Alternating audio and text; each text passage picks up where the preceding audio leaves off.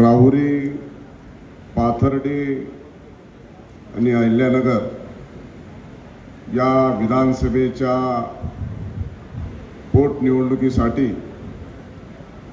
भारतीय जनता पार्टीचे आणि महायुतीचे आणि सहकारी मित्र पक्षाचे अधिकृत उमेदवार अक्षय शिवाजीराव कर्डिले यांच्या फॉर्म भरण्याच्या नंतर प्रचार सभेसाठी उपस्थित असलेले भारतीय जनता पार्टीचे प्रदेशाध्यक्ष आदरणीय रवींद्रजी चव्हाण, आपल्या अहिल्यानगर जिल्ह्याचे पालकमंत्री आदरणीय नामदार राधाकृष्ण विखे पाटील, माजी पालकमंत्री बबनराव पाचपुते, आपल्या शेजारील आमदार सुरेश अण्णा धस, आमदार मोनिकाताई राजळे, आमदार संग्रामभैया जगताप, आमदार विठ्ठलराव लंगे, आमदार काशीनाथ दाते, आमदार अमोल खताळ, महापौर ज्योतिताई गाडे, उपमहापौर धनंजय जाधव, युवा मोर्चाचे भारतीय जनता पार्टीचे प्रदेशाध्यक्ष कृष्णराज महाडिक,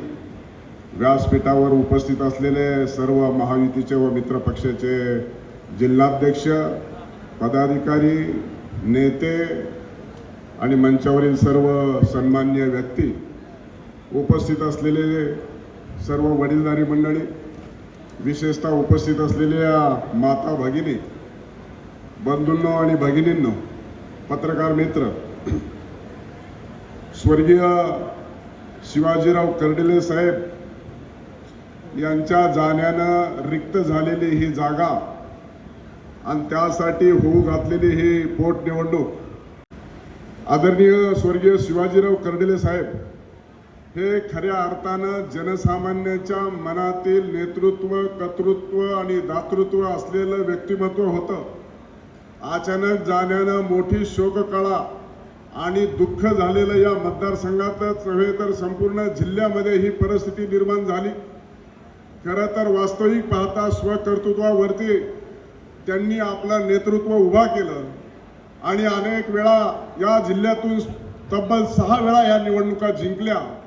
सरपंचापासून ते आमदार आणि या राज्याचे मंत्री म्हणून आणि आपल्या जिल्ह्याचे जिल्हा बँकेचे चेअरमन म्हणून निश्चित स्वरूपामध्ये शेतकऱ्यांच्या जीवनामध्ये, सर्वसामान्यांच्या जीवनामध्ये, वंचित घटकाला, गोरगरिबाला न्याय देण्याची भूमिका त्यांनी पार पाडलेली आहे.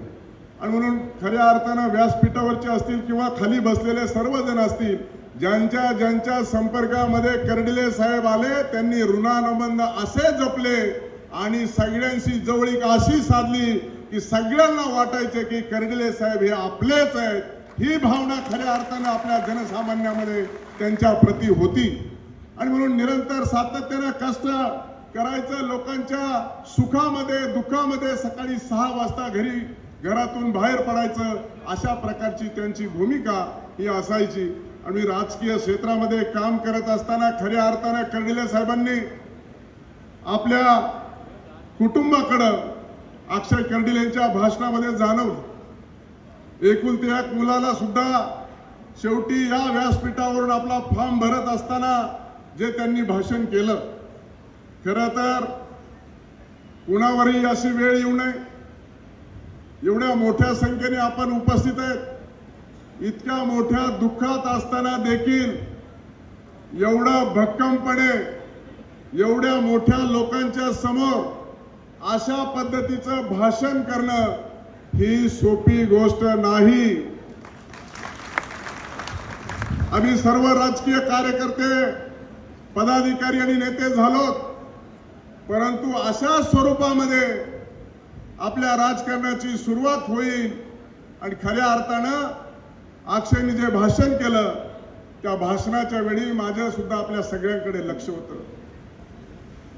लक्ष एवढ्यासाठी होतं की मलाही वाटायचं की वय कमी आहे, अक्षय भाषण कसं करणार, जबाबदारी कशी सांभाळणार. पण त्याच्या भाषणामधून आपल्याला दूरदृष्टी दिसली, त्याचं कर्तृत्व दिसलं. आणि म्हणून असं म्हटलं तर वावगं ठरणार नाही. कर्डिले साहेब काळजी करू नका, आम्ही सर्व त्याच्या पाठीशी भक्कमपणे उभा आहोत, त्याला साथ सहकार्य देऊ. आणि आज अक्षय कर्डिलेने अशा पद्धतीचा या व्यासपीठावरून आपल्याला संबोधित केलं, ते आधुनिक राजकारणातला धुरंधर आहे, धुरंधर.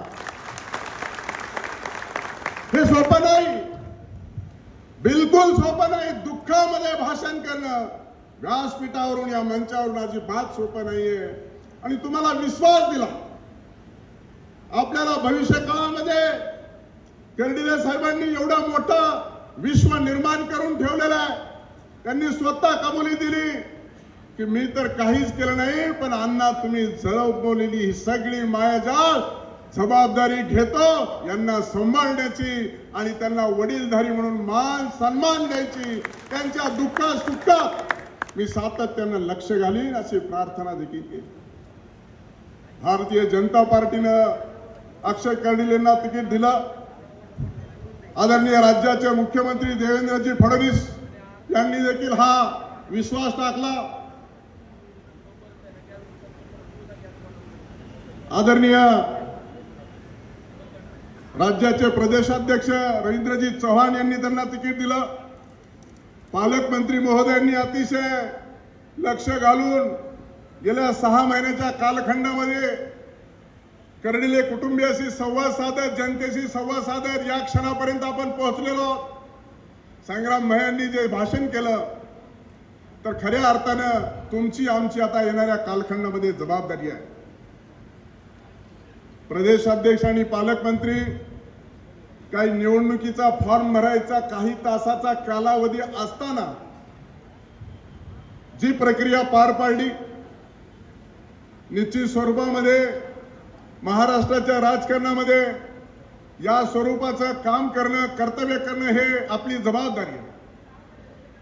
दुःखामध्ये असताना, निवडणुकीला सामोरं जात असताना सर्वांचा सहभाग, सर्वांचा पाठिंबा घेणं आवश्यक आहे. त्यामुळं दोघांनी अतिशय जबाबदारीने हे कर्तव्य पार पडलेलं आहे. आता 1:15 वाजलेले, 1.25 तास बाकी आहे. निश्चित स्वरूपामध्ये प्रदेशाध्यक्ष आणि पालकमंत्र्यांनी केलेली शिष्टाई ही कामाला येईल. वेळ प्रसंगी राज्याचे मुख्यमंत्री महोदय देखील त्यामध्ये लक्ष घालतील. आणि म्हणून कर्डिले साहेबांना आपण या निमित्तानं खऱ्या अर्थानं अनुभवायचं असेल, आपल्या जीवनामध्ये ज्यांना ज्यांना ज्या ज्या स्तरावरती त्यांनी अनुभवलं असेल, मदत मिळाली असेल, सहकार्य मिळालं असेल, त्याचं खऱ्या अर्थाने उत्तरदायित्व म्हणून आपल्याला काम करण्याची आवश्यकता आहे. आणि म्हणून अक्षय कर्डिलेंनी जेव्हा स्वतःला आपला मुलगा म्हणून संबोधित केलं, त्याच वेळेस आपली देखील जबाबदारी ही होते की त्यांना देखील अक्षय कर्डिलेंना आपला मुलगा म्हणून येणाऱ्या 23 तारखेला मतदान रूपी आशीर्वाद देऊन शिवाजीराव कर्डिलेंचं स्वप्न पूर्ण करण्याची जबाबदारी ही आपल्या सर्वांची आहे. आणि ते तुम्ही कराल अशा प्रकारची मी अपेक्षा, इच्छा व्यक्त करतो.